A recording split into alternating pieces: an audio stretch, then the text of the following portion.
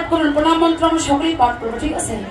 আপনারা সকলেই করজোড়ে মিনতি করে বলবেন, গুরু ব্রহ্মা গুরু বিষ্ণু গুরুদেব মহেশ্বর গুরুদেব পরম ব্রহ্ম তস্मै শ্রী গুরুবে নমো নমঃ। আবার বলুন, হে কৃষ্ণ করুণা সিন্ধু দীনবন্ধু জগৎ পথে গোপীশা কবিকাকান্ত শ্রী রাধাকান্ত নমস্তুতে। এখন তো সূর্যদেব নেই, তাই না?